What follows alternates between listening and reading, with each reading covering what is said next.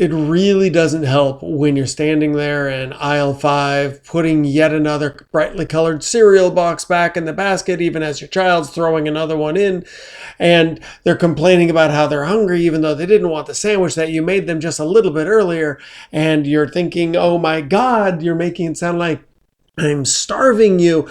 And, if the kid had just maybe not been there, you could just be having a nice glass of wine and hanging out with friends like you used to. And wasn't that nice? Obviously, you're a bad parent. Did you want to do something about it? Oh, okay. Get good, right? Isn't that how this goes? Not really helpful, is it?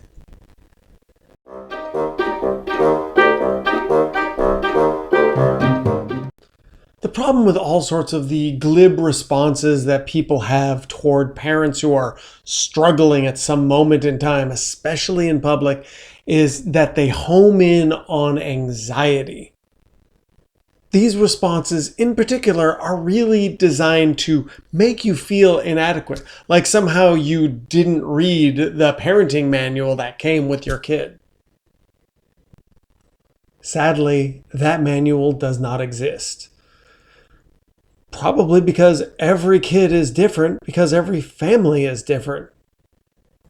Naturally, that's tied closely into the feeling of being an abject failure as a parent. But let's rein that in for just a moment. There's a few things going on here, okay? Number 1, parenting is a hard job and pretty thankless. Kids literally do not and cannot appreciate what a parent is going through to get them clothed, fed, loved, sheltered. All these things just happen in a child's eye. That means as a parent, you need to remember to give yourself credit where you can.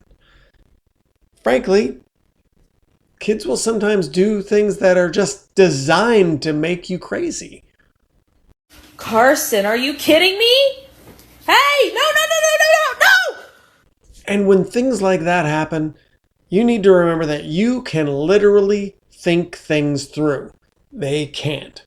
Children are not tiny adults. They don't possess your executive functioning. Adults have that.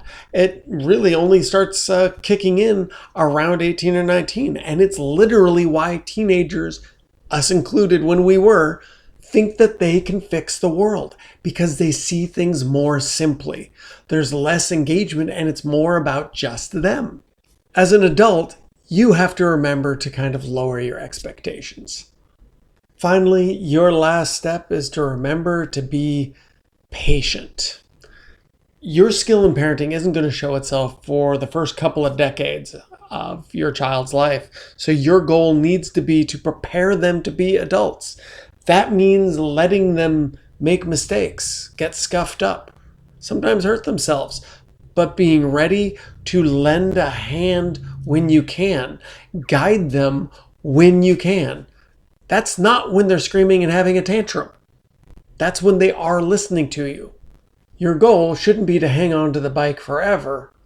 It should be letting go of the bike.